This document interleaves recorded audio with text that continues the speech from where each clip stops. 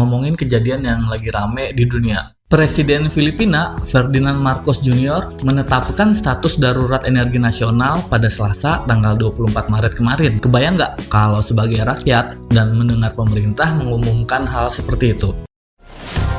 The Philippines is under a national energy emergency as President Ferdinand Marcos Jr. moves to safeguard the country's fuel supply and energy stability amid the ongoing Middle East conflict. Filipina adalah negara yang minyak mentah dan BBM-nya hampir sepenuhnya tergantung pada impor, terutama dari negara-negara di Timur Tengah. Mereka nggak punya ladang minyak besar sendiri dan ketergantungannya dengan minyak dunia itu tinggi. Hampir 98% kebutuhan BBM di Filipina adalah diimpor. Jadi ketika pasokan minyak global terganggu, ya Filipina jadi salah satu negara yang paling rentan karena impornya yang tinggi itu tadi.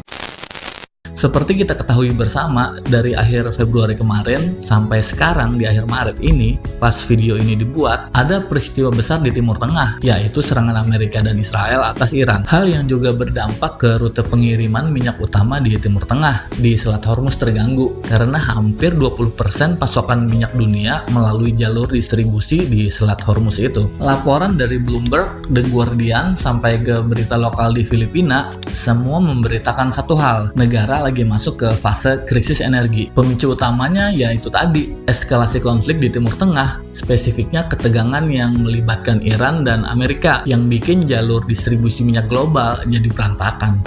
Ngayon, nasa balitang-balita na kahapon, nakadeklara kami ng energy emergency. And dahil nakikita nga natin ang mga kaguluhan na nangyari dito sa giyera sa Middle East at ang ruta ng supply ng langis sa buong mundo ay naapektuhan. Nah, ketika jalur pasokan global ini tersendat, negara-negara yang sangat bergantung pada impor bahan bakar minyak jadi terpengaruh, dan Filipina adalah salah satunya. The time-lapse tells the story. From the day before the Iran war to several days in, a global energy supply choked off. Where 20% of the world's oil once flowed, hundreds of oil tankers now idle. Pemerintah Filipina mendeklarasikan status darurat energi yang bukan cuma 1 bulan atau 2 bulan ke depan, tapi untuk 1 tahun ke depan. Wow, kebayang nggak? Philippine President Ferdinand Marcos Jr. declares a state of national energy emergency on Tuesday, March 24. The state of national energy emergency will remain in force for up to a year unless Marcos extends or lifts it earlier. Jadi beberapa hari terakhir, mungkin kalian ada ngeliat rame di timeline media sosial. Seliweran tuh video viral warga Manila yang rame-rame jalan kaki ke kantor, kerja, ataupun ke sekolah. Iya, gara-gara krisis BBM, kalau cek dari data dan laporan resminya, pemerintah Filipina menyatakan sebenarnya punya cadangan stok BBM yang cukup untuk 45 hari ke depan. Dan itu membuat pemerintahannya merasa ada bahaya nyata kalau pasokannya yang makin menipis. Abis presiden yang ngeluarin pernyataan darurat energi, efeknya langsung terlihat di jalanan Filipina. Orang-orang di Manila sampai banyak yang terlihat berjalan kaki menjalankan aktivitasnya. Apakah benar stok BBM di Filipina habis?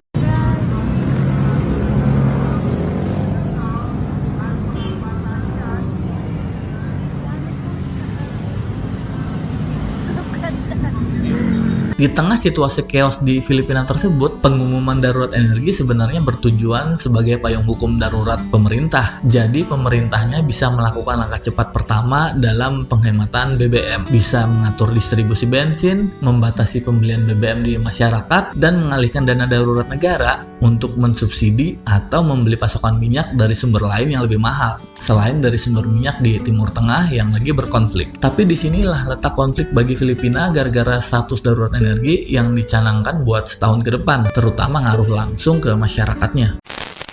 Laporan dari Republika bilang sebuah anomali yang menarik. Filipina itu punya kebijakan yang namanya Minimum Inventory Requirement. Secara hukum, perusahaan minyak di sana wajib punya stok BBM minimal untuk 30 sampai 45 hari ke depan. Tapi setelah keluar status darurat energi yang diumumkan oleh presidennya, yang terjadi malah BBM di masyarakat langsung habis dalam hitungan hari sejak diumumkan. Boro-boro aman buat 30 hari ke depan. Penyebab yang masuk akal sih cuma satu, karena psikologi manusia, panic buying. Pengumuman darurat energi nasional yang niatnya buat warning dan mitigasi kondisi ekonomi malah memicu kepanikan massal di masyarakat Filipina. Orang yang biasanya ngisi bensin seminggu sekali, tiba-tiba bawa jerigen buat nyetok di rumah. Para spekulan mulai menimbun BBM buat dijual lagi dengan harga gila-gilaan di pasar gelap. Kalau udah gitu, ya gimana nggak jadi langka BBM di masyarakat, cuma dalam hitungan hari.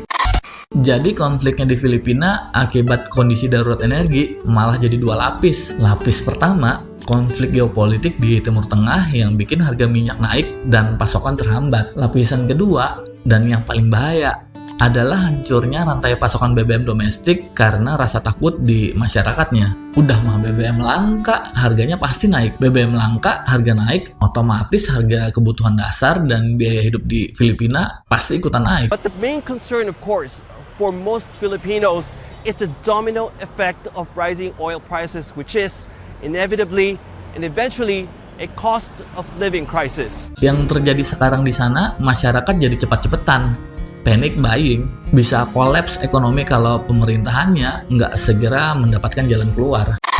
Langkah pemerintahan Filipina lewat deklarasi darurat energi sekilas bertujuan guna menjaga keseimbangan pasokan, tapi mungkin belum mengatasi akar masalah utamanya, terutama buat negara-negara yang ketergantungannya sangat tinggi dengan impor minyak dunia. Belum lagi pasar energi global yang lagi nggak stabil saat ini. Kejadian di Filipina seenggaknya sebagai pengingat kalau kita hidup sekarang di era di mana semuanya serba instan. Pesan makan instan, pesan kendaraan instan, belanja online tinggal datang besoknya. Krisis di Filipina adalah pemahaman besar kalau gaya hidup modern sebenarnya rapuh. Ketegangan politik di negara yang jaraknya ribuan kilometer secara harfiah bisa ngaruh ke kehidupan sehari-hari kita.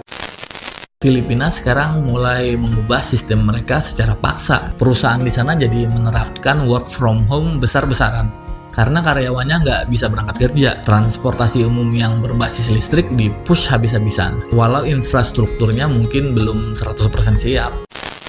Status darurat energi 1 tahun di Filipina ini berarti di sana akan mengalami masa-masa pengetatan, akan ada penjatahan BBM, harga barang-barang diprediksi akan inflasi. Mereka harus bertahan sambil berharap konflik global segera mereda, atau bisa secepatnya mencari supplier energi minyak baru dari negara-negara non-konflik. Ya, meskipun harganya pasti jauh lebih premium. Moda transportasi utama seperti jeepney tak lagi sanggup beroperasi secara normal. Pemerintah Filipina kini tengah mengupayakan solusi darurat. Sementara warga harus bertahan di tengah ketidakpastian energi yang melumpuhkan aktivitas ekonomi negara tersebut.